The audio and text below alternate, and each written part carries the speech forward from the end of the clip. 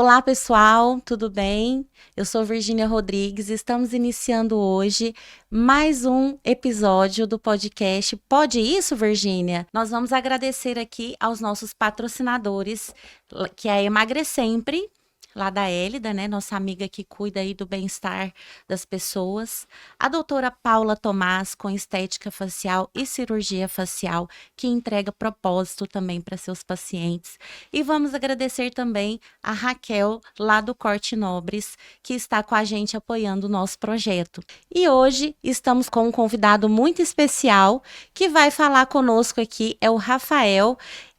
Queria te apresentar, Rafael, tudo bem? Tudo bem, Virgínia? Boa tarde. Boa tarde, tudo ótimo, graças a Deus. O Rafael, ele está à frente aí do combate do mês laranja, que é o mês de combate à exploração, né, sexual infantil. E ele vai contar um pouquinho para nós, né, como ele vem tomando frente aí desse assunto, principalmente nas escolas, né, que é o foco dele, fazer esse trabalho nas escolas, desenvolver um trabalho com frente a esse enfrentamento, né? Rafael, primeiramente, conta pra gente quem é o Rafael, né? Além do trabalho que você executa. Bom, meu nome é Rafael Pereira, casado, tenho 2 filhos, um neto, e eu desenvolvo esse trabalho de prevenção à violência escolar desde 2012. Desde o tempo que já na Polícia Militar, eu desenvolvia esse trabalho. Então sou bacharel em Direito, tenho pós-graduação em Direito Penal e Processo Penal, tenho alguns cursos na área, como atuação em escolas pela Academia da Polícia Civil, tenho um curso sobre ataque a escolas pela Secretaria de Estado de Justiça de Minas Gerais. E uma coisa que muito me assustou, ano passado, eu tive a oportunidade de fazer esse curso. Quando eu cheguei para fazer o curso lá em Uberaba, teve 9 horas de APH de combate, Virgínia, para professor. APH de combate é atendimento pré-hospitalar de combate, especificamente contenção de hemorragias. Porque quando a gente fala em violência escolar, nós falamos de violências. Violência física, violência sexual, violência emocional e também nós temos a violência sexual. Não raras vezes aparecem esses casos para a gente. E retornando ao APH de combate, é motivado pelo bullying. Porque nós tivemos na cidade de Uberlândia, aí, acredito que quase um mês atrás, um aluno que foi esfaqueado no banheiro da escola por causa de bullying. Então, o que a Secretaria de Estado de Justiça entendeu? Se o aluno é esfaqueado e ele tem uma perda de sangue massiva, o professor tem que aplicar um torniquete, uma gás hemostática, ainda na escola, porque não dá tempo de chamar o bombeiro, não dá tempo de chamar a viatura, ele tem que ter um socorro rápido. Então, quando a gente fala de escola, tem muitas violências, dentre elas a sexual, que precisa ser trabalhada, que precisa ser explicada e precisa ser combatida. Ah, entendi. E esse curso, Rafael, para você ver, né? A gente tem um olhar para o professor voltado para a educação, né? Quando a gente fala professor, quando a gente fala escola, nesse primeiro momento a gente remete à educação, né? E na Exatamente. verdade é todo um conjunto, né? O enfrentamento ali é grande, não só voltado para a educação, mas tem esses pontos, né? Esse mês a gente está passando aí pelo mês que foca, né, no combate a essas questões que são as questões de violência sexual, né, infantil e adolescente, e principalmente no ambiente escolar, né, que hoje é o seu foco. Então, Rafael, pela sua experiência de 10 anos, né, no patrulhamento escolar, o que mais mudou o perfil das violências na escola? O que você acha de 10 anos para cá? Como que essa violência ela evoluiu ou continua a mesma coisa? Não, muda. Sempre muda. O desafio de acompanhar a escola é muito grande. No passado, nós tínhamos aquelas brigas de alunos. A gente tem um marco que é o celular, que é a internet, que são as redes sociais. Nós temos uma divisão antes das redes sociais e depois das redes sociais. A gente tinha um problema no passado que era os alunos cheirar pó de suco. Passou um tempo e eles cheiravam pó de corretivo. Passava o corretivo na cadeira, raspava e vendia. era R$ 2 o pacotinho com pó de corretivo. Pó de corretivo. E qual que era o risco disso? Tem um problema alérgico ali dentro da escola, porque, né, tá cheirando um produto químico. Passou um tempo, nós tivemos a baleia azul. Você lembra do desafio da baleia azul? Lembro sim. Que envolvia ali as crianças, né? E antigamente a divulgação era no boca a boca, né? Não tinha. Então Exatamente. ele tinha uma certa barreira, né, para chegar em todo mundo. Porém, chegava, né? Hoje a gente tem as redes sociais que numa velocidade 10, 20 vezes maior, né? Exatamente. Esse é o ponto. Na baleia azul, a gente já tinha o envolvimento de internet. Porque o final do desafio era o suicídio. Uhum. Era a pessoa tentar contra a própria vida. Passou um tempo, nós tivemos a pandemia, aí nós temos o Discord, onde entra pedofilia. Por quê? Quem está atrás do teclado, como que ele pega a vítima dele? Através de uma nude.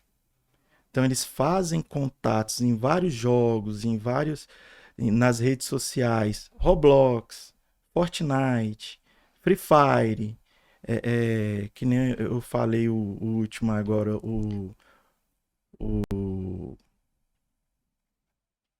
deu, deu um branco O aqui. Fortnite ou Free Não, Fire? não, é o Roblox? primeiro, Discord. Discord. Nossa, deu um branco aqui agora, é o Não, final do dia. tudo O bem. Discord, tudo começa com uma nude. Tive uma palestra com um policial federal e ele falou o seguinte: teve um cara que, como que ele pegou a vítima dele? Fingia ser uma criança. E aí ele falou: olha, eu tenho uma alergia na virilha, você tem também?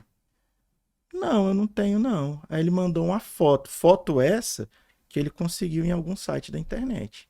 É um adulto ali por trás. Quando o menor mandou a foto, aí ele começa a extorquir. Ele fala: olha, se você não fizer o que eu tô mandando, tem uma equipe minha. Olha lá fora na janela. Tá vendo o carro prata? Virgínia, se a gente olhar na janela agora, quantos carros prata vai ter? Pelo menos uns 3. Carro prata a gente vê muito, né? Que são Exatamente. branco, prata. Então eles usam isso para atrair a vítima, no caso, né? Uhum. Aquela questão da identificação, né? Se identifica ali com a vítima e faz a vítima desenvolver uma conversa, enviar uma foto e a partir desta foto ele começa a ameaçá-la e induzir ela a Exatamente. fazer novas fotos, a produzir material relacionados à pedofilia para que ele possa comercializar muitas vezes, né, E não Rafael? só pedofilia.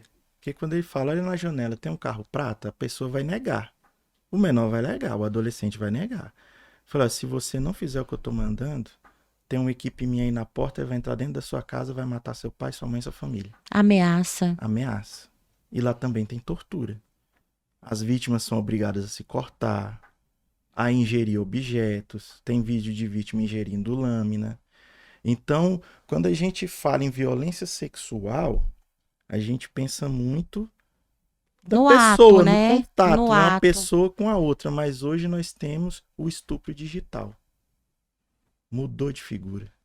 Hum, então essa questão, essas mudanças, né, de 10 anos para cá, elas têm o envolvimento ali com a tecnologia, né, com as redes sociais principalmente, e com o acesso, né, Rafael? Hoje em dia os pais não têm o hábito, a maioria dos pais não tem o hábito de olhar o celular dos filhos, né, de acompanhar o que os filhos estão fazendo, e muitas vezes a criança vai na inocência, como você falou, na curiosidade, e passa a ser vítima, né, de uma tortura psicológica, de uma tortura física, muitas vezes, né?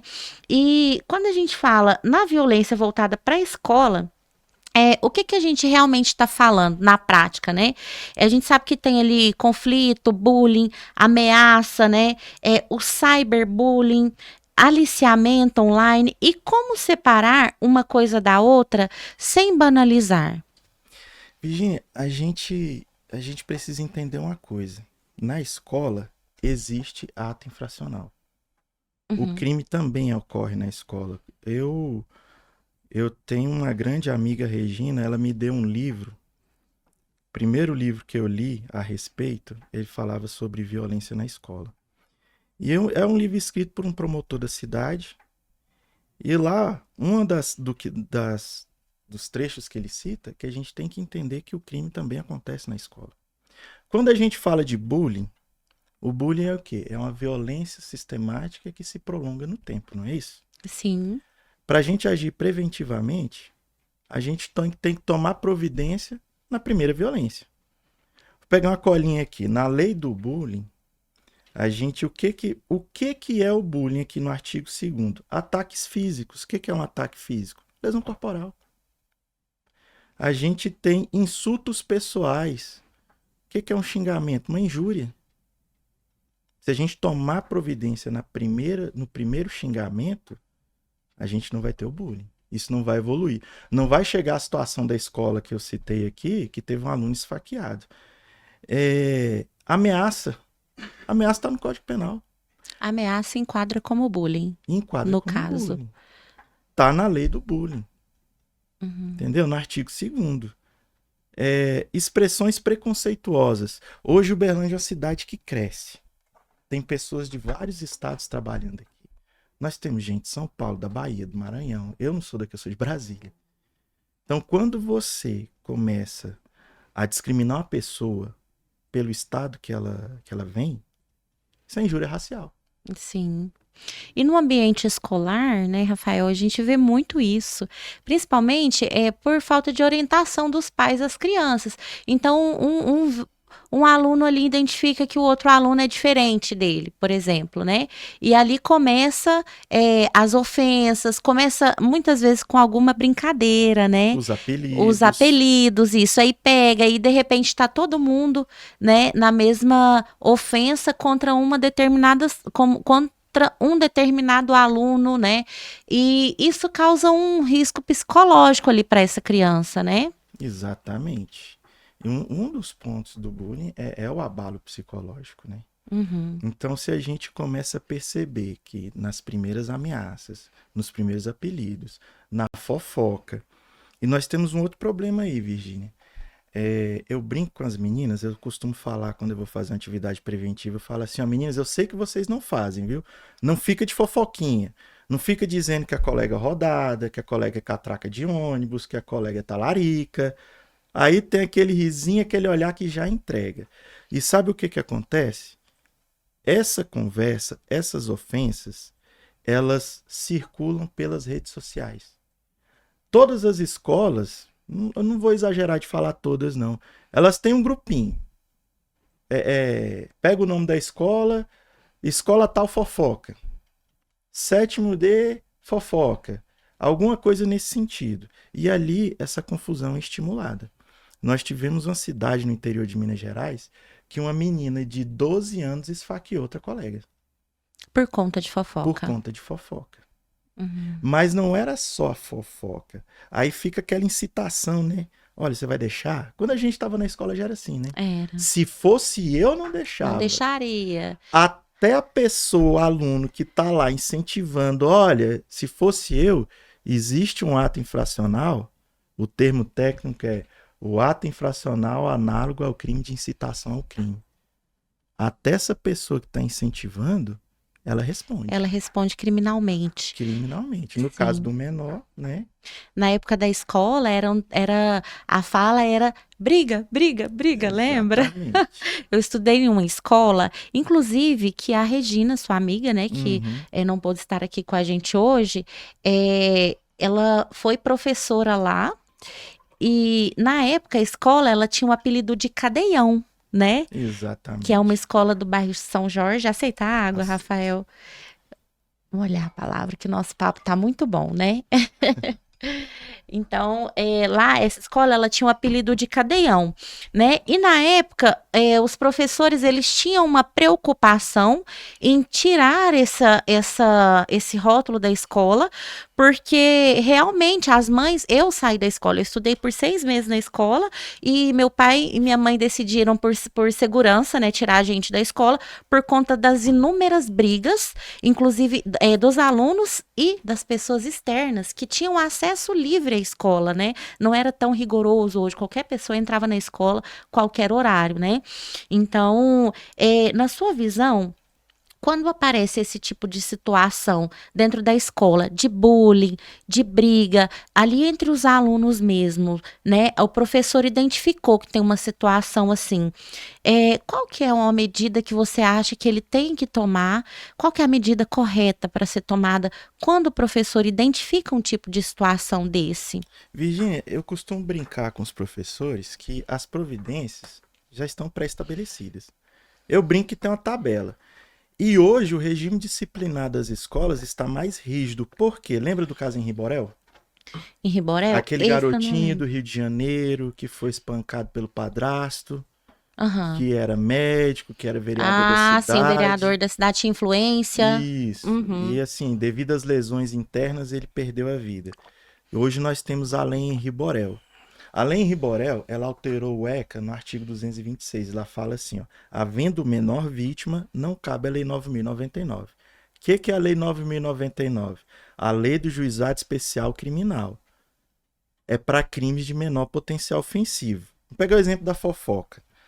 Se forem dois maiores de idade, a polícia militar comparece ao local, faz um procedimento chamado TCO, termo circunstanciado de ocorrência.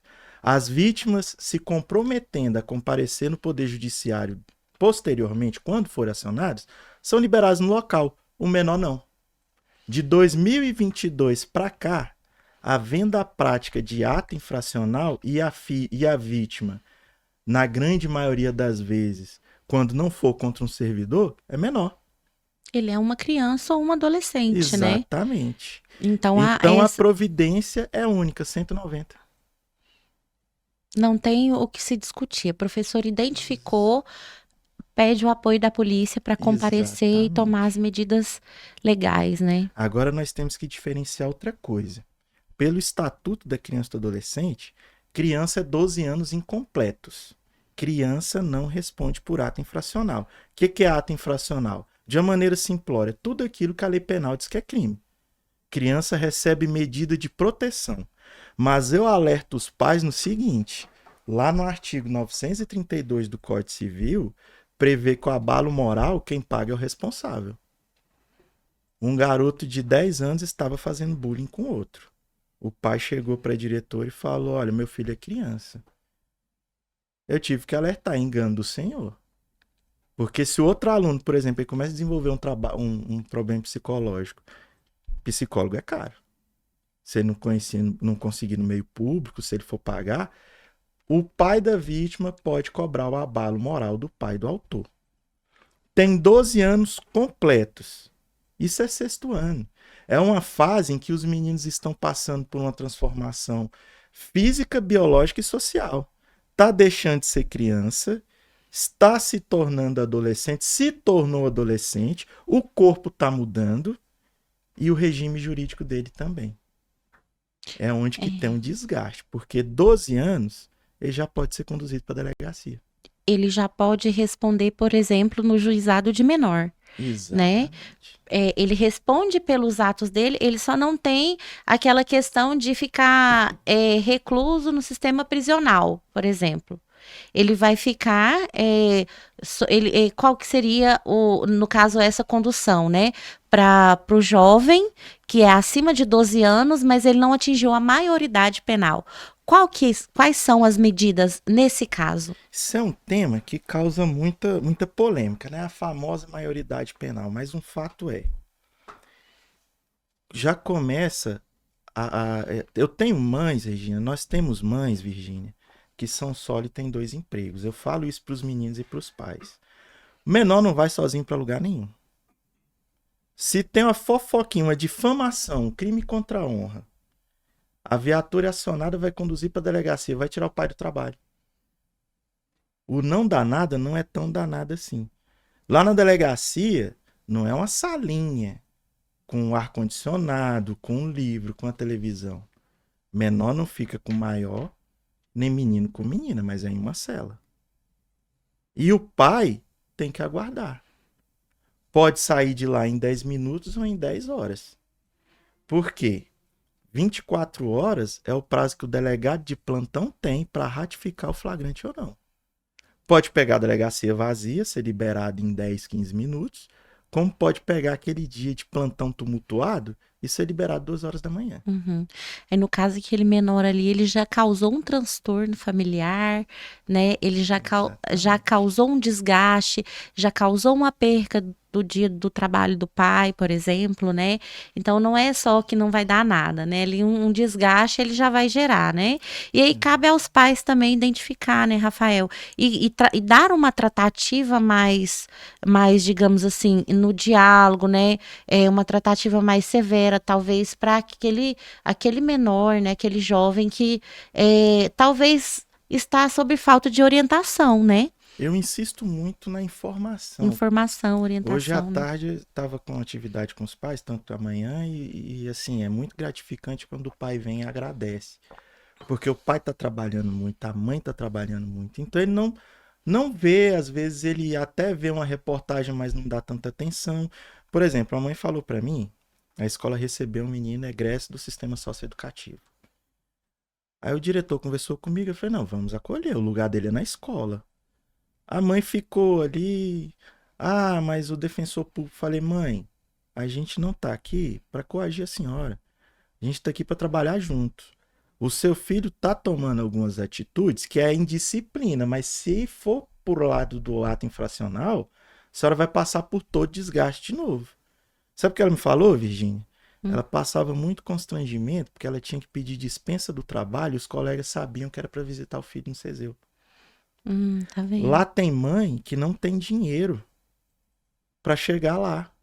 Imagina uma pessoa que mora em um bairro mais afastado. As outras mães fazem vaquinha para pagar o Uber. E às vezes, para ajudar nessa despesa, a bolsa não entra lá. É a unidade socioeducativa, mas tem um comportamento de cadeia. Uhum. E aí, para Tem ajudar todas as essa regras, mãe, né? as outras pagam R$ 10 para vigiar a bolsa dela lá fora.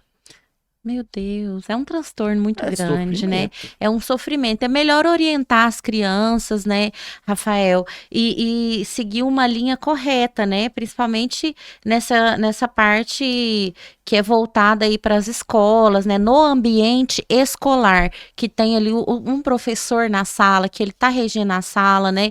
E às vezes ele nem tem, assim, a atitude de observar, de saber de fato o que está acontecendo, até mesmo pelo trabalho que ele executa, né? E nessa questão, a escola, ela pode trabalhar, como que a escola trabalha em parceria com a segurança pública no combate à violência dentro da escola. Quando eu digo violência, né, engloba tudo, ali ao bullying, alguns sinais que os jovens dão, né, em parceria com a escola, como que é essa questão? Como que vocês fazem esse alinhamento? Você na parte né, de segurança e a escola. Como que é feita essa comunicação? A escola ela é um agente protetor. O professor ele é um garante. O que é o garante? É a pessoa que tem uma responsabilidade na proteção de outra. Está lá no artigo 13, parágrafo 2º do Código Penal. Quem tem o dever de cuidado, proteção e vigilância, responde pelo resultado. É o caso do policial, é o caso do professor, do salva-vidas. Até se você, Virgínia, se eu deixar meu filho com a saúde que ele tem, é um menino com muita saúde. Outro dia eu cheguei em casa e estava no telhado, pegando uma bola. Lembra de um Que caso? bênção! Não, ele tem muita saúde, graças a Deus.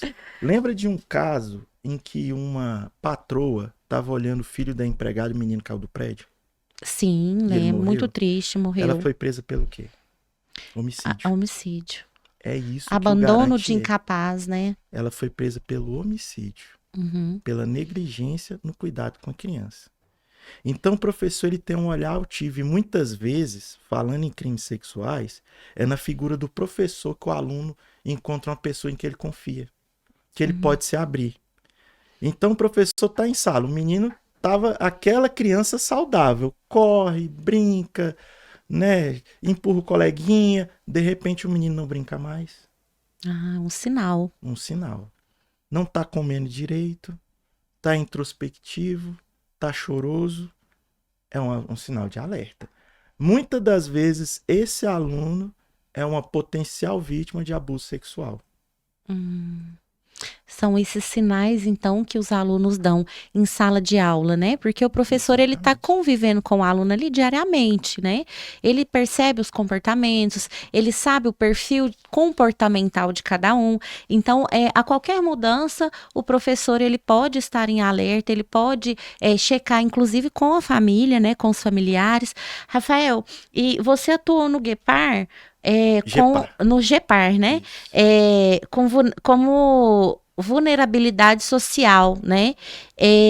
Então, é um território de violência ativo, né? Tá sempre ali aparecendo algum caso. E dentro desse projeto que você atua, qual que foi, assim, um caso, ou um caso atual que você tenha vivência, que vem te chamando atenção, que te chamou atenção? O GEPAR, ele é o grupo especializado em patrulhamento em área de risco. Ele não tem o objetivo de escolas. Uhum. Ele é onde tem tráfico de drogas e homicídio. Mas quando eu tava no GEPAR, uma coisa me assustava. Toda vez que a gente passava na porta de uma escola, quem eram as pessoas que estavam lá? Traficante, ladrão, estuprador e até pedófilo. Isso começou a atrair o meu olhar para a escola. Então, de uma maneira geral, Virgínia, essa vítima de violência sexual velada, ela nos chama a atenção. E em Uberlândia nós temos um fluxo para essa violência, sabia? Ah, É o qual que é o fluxo de fluxo? violência sexual contra criança e adolescente. Uma situação que se torna uma dificuldade, quando nós temos uma criança que é vítima, a gente não pode ouvir ela. Existe uma lei de escuta especializada. A gente não pode revitimizar aquela vítima. É o que a criminologia chama de vitimização terciária. Ela já foi vítima do autor, está sendo vítima pela morosidade do sistema, e aí ela está sendo obrigada a reviver aquilo. Então, quando é criança, ela faz uma revelação espontânea para o professor, e daí tem vários acionamentos. Se for em flagrante delito, a criança chega na escola e fala assim: olha, tia, agora, antes de vir para a escola, 15 minutos atrás, o namorado da minha tia passou a mão em mim. Acionamento da polícia militar. Na hora. Na Aí é um hora. flagrante. É o flagrante. Fora isso, o que o professor tem que fazer? Acionamento do conselho tutelar. E aí existe uma dúvida muito grande. Eu chamo a família, eu não chamo. E É. aí tem um problema. O NUA Vidas, que é o Núcleo de Assistência Integral à Vítima de Violência Sexual que fica na UFO, essa vítima tem que chegar lá, porque não é o policial que vai ouvir ela, não é o professor. Ela vai ser atendida por uma equipe, pelo médico, pelo pediatra, depender da idade, e pelo psicólogo. Então, junto ao psicólogo, esse profissional vai extrair da criança e do adolescente, num ambiente adequado, com a técnica adequada, o que realmente aconteceu com ela. Ah, sim. Então, no caso, a escola, naquele primeiro momento, é feito o acolhimento, O né? acolhimento. O acolhimento, não buscar, assim, ouvir da criança ou do adolescente o que de fato aconteceu. Tem o NOAS, né? Nua Nua Vidas. Vidas, Nua que o Vidas. Nua Vidas é o responsável, né, por fazer todo esse trabalho mais específico, né? E você falou uma questão importante, que é a questão da família. No caso, por exemplo, vocês, né, enquanto agente ali de segurança, enquanto a escola, tem a questão também da família. Devo procurar ou não devo procurar? Porque a gente sabe que, infelizmente, né, Rafael, muitas vezes esses abusos, eles vêm da própria família. Às vezes, é a mãe, por exemplo, vou citar um caso. A mãe sabe que a filha é abusada pelo padrasto, por exemplo, a escola já identificou, mas ao conversar, ao tentar puxar alguma coisa com a mãe nega ou procura passar o pano, né? Porque tem ali uma dependência física, uma dependência emocional, né? Que eu quero dizer, uma dependência financeira, no caso desse cônjuge, né? E prefere acobertar o que é feito com a criança ali e adolescente. Aí entra toda essa questão familiar também, né? Com certeza. E quando nós temos uma criança ou adolescente vítima, é proteção integral. Não há dúvidas. A família vai ficar sabendo? Vai, porque não tem como fazer nada com a criança sozinha. Ela precisa de um responsável legal. Só que ela também precisa chegar lá no Nua Vidas. É o primeiro passo. Uns anos atrás, fui acionado numa escola estadual e a menina tinha uma lesão que eu não sou legista, mas pela prática do dia a dia, você via que tinha algo errado. A menina tinha essa parte aqui do braço toda roxa. Só que, se fosse uma surra, seriam várias partes, né? Sim, com Mas não, certeza. só aqui, Nos dois braços. só em um. Só Só em um em um braço. braço. Tava roxo do ombro ao cotovelo. E aí eu trabalhava com um grande amigo, Sargento Londe, e a gente olhou, eu olhei pra ele e falei, olha, isso tá errado. A gente chamou a analista, aí ela foi revelar o que aconteceu. O padrasto queria que ela mantivesse relação sexual com ele enquanto a mãe estava fora. Ela se negou. E ele só bateu nessa região do braço. Você tem dúvida que foi uma tortura? Foi uma tortura, com certeza. Foi uma tortura. Na negativa de manter uma relação sexual, ele pegou, de alguma forma, só batia na região. Para causar sofrimento físico mesmo. E aí a mãe foi chamada, o que ela falou? Meu marido não. Olha, De tá forma vendo? alguma. Justo o que você falou. Ele mantém a casa, ele compra roupa, ele compra comida. É ele quem traz, ele quem proveu lá. Meu marido seria incapaz de fazer isso. E aí a gente pegou, conseguiu levar essa menina no Nua Vida. Sabe o que aconteceu no outro dia, Virginia? O Ah, diretor me chamou lá, o cara fugiu de Uberlândia. com a mãe, Não, sem a mãe. sem a mãe. Abandonou a Abandonou a família família e e voltou pro fugiu estado dele. antes que ele pudesse ser investigado Exatamente. né, ou pagar, né, pelo que ele fez, né? Mas no caso hoje ele é um procurado da justiça, né? Houve a denúncia. É, porque quando a vítima chega lá, o profissional da saúde, ele manda o relatório para o Conselho Tutelar, Polícia Civil. Aí o delegado faz o trabalho dele, é entregue para o Ministério Público, o Ministério Público oferece denúncia e vem o processo. Uhum. Nesse caso, Rafael, o que que você acha que são os erros mais comuns dentro da escola? O que que os professores ou os diretores das escolas, né? O corpo ali da escola é, comete de erros em relações a esse caso. Por exemplo, uma acusação, né? Ou às vezes identifica um caso que não é, porque pode acontecer, não pode? Pode, eu não digo bem um erro, Virgínia, é um receio. Uhum. Um receio de acusar um inocente, um receio de sofrer uma represária, um receio da família voltar lá de forma violenta, porque a maioria das nossas escolas, os servidores são formados por mulheres e senhoras. Você percebeu que na escola a maioria são mulheres? A maioria, né, do A corpo docente maioria. da escola são professoras, né? Professoras. Então eu não diria que nem um erro, é um medo. Então a gente precisa estar do lado desse profissional, estar junto com ele, porque a criança ou adolescente precisa receber proteção integral. E as forças de segurança, né, quem trabalha nessa área, precisa apoiar esse profissional e dar um acompanhamento durante os dias, fazer um patrulhamento, fazer uma visita, para trazer confiança para ele, porque a criança ou adolescente precisa receber a proteção. Sim, com certeza, né, Rafael? A escola entra como agente identificadora, protetora, né?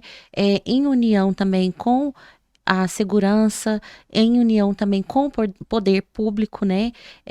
Porém, a gente sabe que não fica só nisso, né? Em casa também, principalmente, somos nós, os pais, enquanto família, né? Os tios, os avós, também tem essa responsabilidade, principalmente, né, dentro da família, que é o ambiente seguro para a criança, para o adolescente, né? Então, nós temos essa responsabilidade de levar essa segurança e também acompanhar os nossos filhos na escola, né?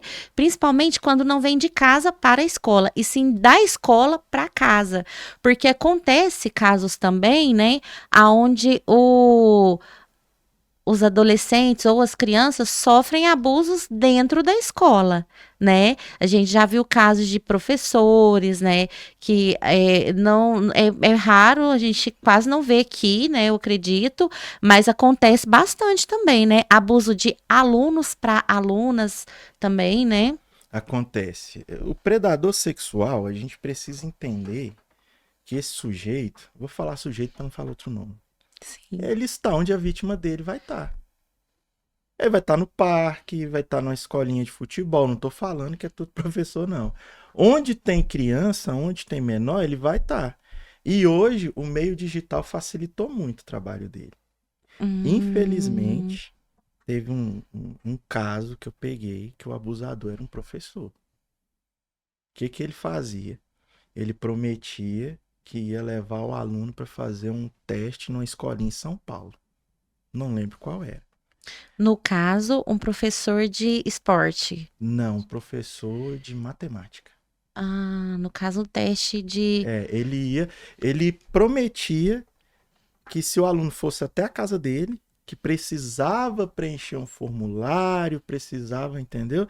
Ele tinha um contato com alguém lá em São Paulo e esse aluno faria um teste numa escolinha de um time famoso e poderia se tornar um jogador.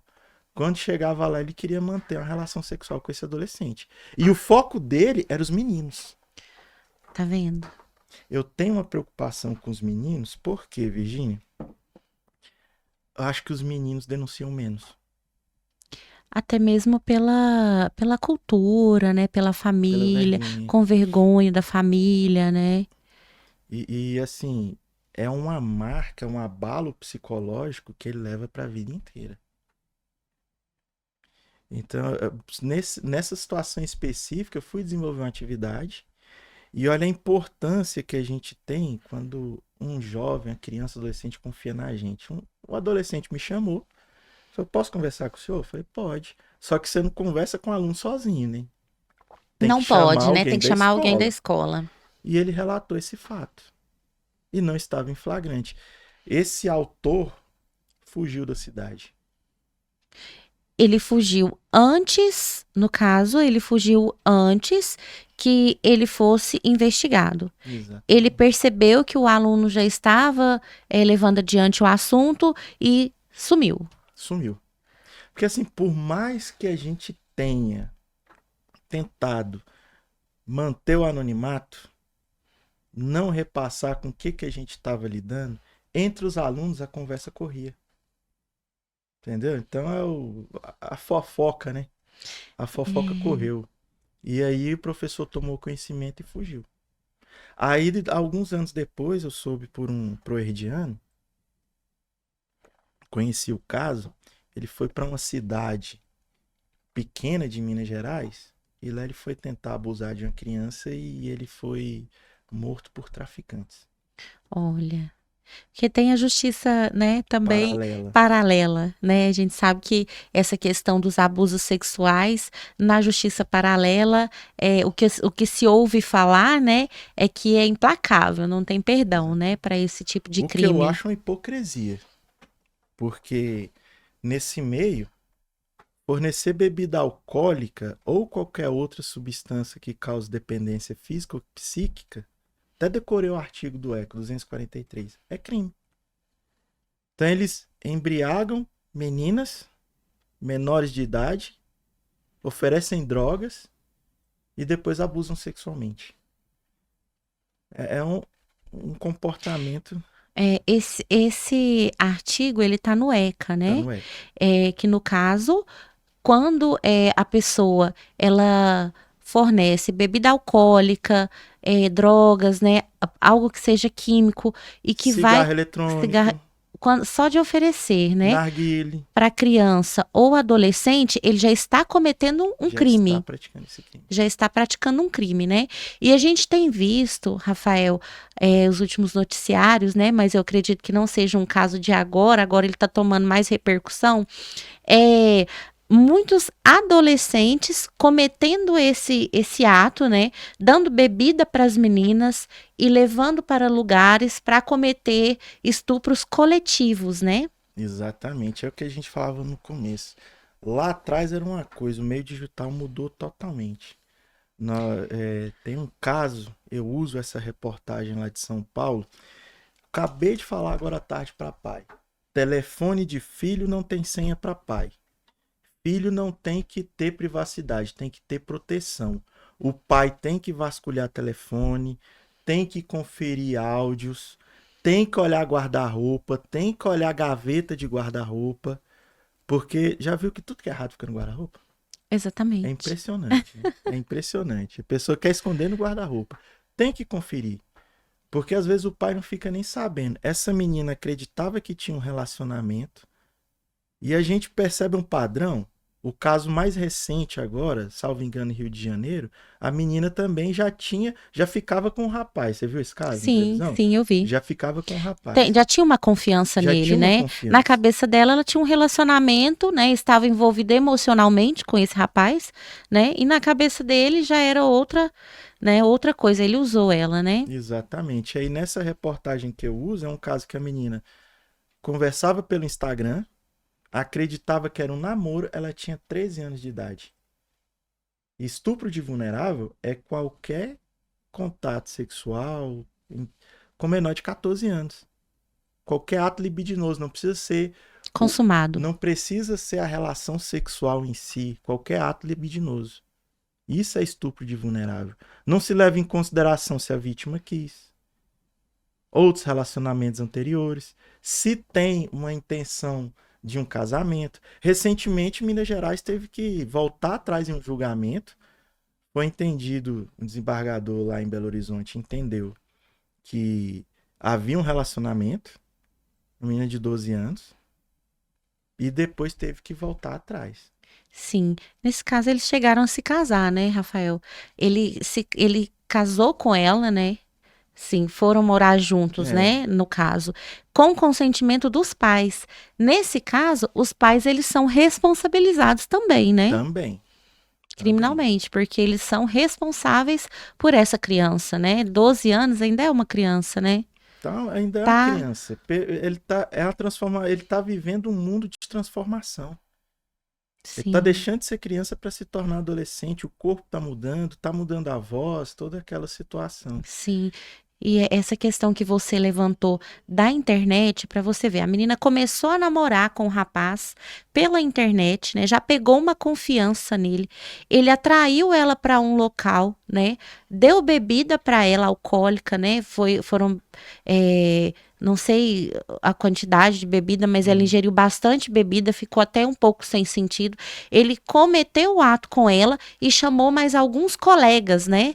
São Exatamente. 10, se eu não me engano, né? Foram Ficou em 10 dúvida se foram 10 ou ou 13. 13, porque parece que depois, levemente consciente, ela se lembra de ter sido levada para outro local, onde tinham mais 3 adolescentes, né? E todos eles de menor, né? Então entra o caso, entra aquela questão também, né? É um menor cometendo um crime contra um menor, né? É o que assusta. E a idade está cada vez menor.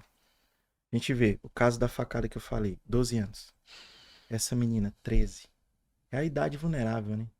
Sim, Eles estão descobrindo. Não sou criança, eu também não sou adulto. O que que eu estou fazendo nesse mundo? Então é uma idade muito que exige muito cuidado. sim. E os pais precisam entender isso. Teve uma vez, eu cheguei na escola, o que que os meninos tinham feito? Invadiram a escola para esvaziar os extintores. Olha a ideia. Aí arrombaram a cantina porque tinham informação que tinha bolo pro lanche do dia seguinte. Dano a patrimônio público e vandalismo.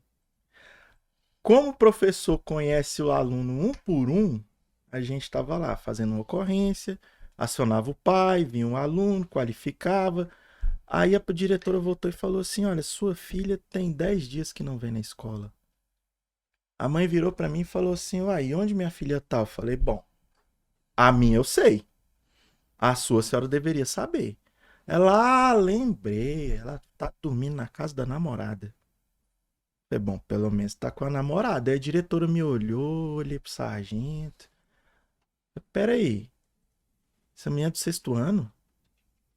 Sexto ano, ou tem 11 ou tem 12 se tiver na faixa etária. Sexto ano namora não. Onde que a sua filha tá? Ah, lá no Seringueira. Vamos lá ver onde ela tá? Vamos. Chegou lá, tava na casa da namorada. A namorada tinha 14. Aí a gente tava avaliando se havia tido relação sexual ou se ela só tinha dormido lá. E a gente, né, lei de escuta especializada. Aí a menina escutou, ela virou pra mãe e falou assim: ah, tia, você sabe que toda vez que a gente dorme junto a gente transa. Aí não teve Falou dúvida. pra mãe. Falou pra mãe. E a mãe Virgínia, conivente. o que aconteceu? A apreensão da menor de 14, que estuprou de 12. Prisão da mãe, que é garante. Lembra a história do garante? Uhum. Prisão do pai da de 14. Sabe por quê? Ele concorreu pro crime fornecendo a casa. Ele Ele fornecia a contribuiu, né? casa para que a filha dele estuprasse uma menor de 14 anos. Por No- uma ocorrência que começou com meninos esvaziando extintor. Então, tudo tem ligação, né? Exatamente. Através de uma ocorrência do extintor na escola, a mãe deu falta da filha na escola, porque até então ela não sabia nem onde a Porque filha ela foi estava. chamada na escola. Ela foi chamada para tratar do assunto do extintor, que a filha estava ali no meio, né? E de repente ela já descobre que a filha não está na escola por 10 dias ausente. E ao, né, ir atrás da onde a filha está, ela percebe que, né, tem mais coisas envolvidas, né? Ali, Exatamente. a filha já está sendo abusada, né, no caso, por uma E essa, por outra de menor também, né? exatamente. Essa violação sexual ela é tão latente. Se eu for falar de ocorrência, a gente vai virar noite. Teve um caso que o que aconteceu? Os meninos tiveram uma brilhante ideia. Os meninos do oitavo, salvo engano, era oitavo ou era nono, mas eram maiores. Uhum. Foram na sala do sexto. Um vigiou a porta, 2 entraram, seguraram o menino pelos braços, ergueram do chão, outro veio no meio das pernas dele e falou assim: vou sarrar no você. Estupro. É estupro. Estupro. Na troca de professor. Você tá vendo quanto que a integridade, vou falar assim, sexual de crianças e adolescentes fica vulnerável. E eles mesmos estão sendo violentos, estão atingindo essa integridade dos outros? É. Rafael, é triste, né? Porque a gente vê que a escola é um ambiente de aprendizado. Por exemplo, eu tenho filho, você tem filhos. A gente encaminha as crianças para a escola no sentimento que você está encaminhando seu filho para um ambiente seguro, né? E na verdade, não. Muitas das vezes é um trabalho árduo ali que tem que ser feito, tanto de orientação. Eu acredito muito que as crianças, os adolescentes, eles têm que ter o diálogo dentro de casa, porque os pais, eles podem e devem, né, orientar os filhos quanto a esse tipo de situação, falar a realidade, porque hoje a internet dá acesso a eles, às vezes a gente fica com receio de falar, mas meu filho é muito novo, ele não sabe dessa tratativa. A gente se engana, porque eles têm acesso, né? A internet hoje, ela faz a informação chegar mais cedo. Como você falou, as crianças estão se desenvolvendo muito mais cedo, né? Inclusive criminalmente. É muito importante o papel dos pais, né? É muito importante o seu papel nas escolas, que você tem aí trabalhado arduamente, né, com a sua equipe. Diariamente no combate à violência, à exploração infantil, principalmente nas escolas, né? Então, eu quero te convidar a olhar para essa câmera, né? Que nós já estamos chegando na reta final. Olhar para essa câmera e deixar uma mensagem para todas as pessoas, de uma forma geral, para o ambiente escolar, para as crianças, para os pais, para os educadores, né? Para a segurança também que te acompanha. Qual que seria uma mensagem que você poderia deixar, né? Referente a esse assunto. A gente está aí no mês de maio, que é um mês que tem um foco especial no combate à violência e exploração sexual infantil, mas é um assunto que ele tem que ser tratado no decorrer do ano todo, né? E qual que é a mensagem que você deixaria? De união. Hoje, quando a gente fala de escolas, nós temos que ter uma interação entre educadores, família e o poder público. Combate à violência não pode ser feito só em um mês. Hoje é o mês de combate à violação sexual de crianças e adolescentes, é uma campanha. Mas a violência escolar tem que ser combatida, tem que ser trabalhado todos os dias. Não adianta a gente pegar um caso em um dia, todo mundo fazer palestra, todo mundo fazer atividade e o resto do ano não acontecer nada. Todos os dias nós temos que fazer palestra, nós temos que prevenir, temos que orientar os pais. Comunidade, escola e poder público têm que caminhar junto nessa luta. É isso aí, Rafael. Queria te agradecer mais uma vez por ter aceitado meu convite, ter vindo esclarecer, né, citar alguns casos para nós que são aí bem latentes na sociedade. E eu quero deixar uma mensagem também. Estamos chegando ao final de mais um Pode Isso, Virgínia? Pode falar desse assunto, Rafael? Pode e deve, né? Então a gente está chegando aqui ao final e eu quero deixar uma mensagem, né, que a responsabilidade sobre as nossas crianças é minha, é do Rafael, é da sociedade como um todo, né? Não é só esse mês que está focado aí em combate à exploração sexual infantil e adolescente, mas que fique aí o registro para que a gente possa cuidar das nossas crianças e adolescentes o ano todo, todos os dias. Olhar celular, né? Olhar as gavetas, né, Rafael? E dar uma liberdade assistida, né? Que é o que a gente pode fazer. E um cuidado especial, uma atenção especial para as nossas crianças. Pessoal, obrigada, viu, Rafael? Obrigado, eu que agradeço.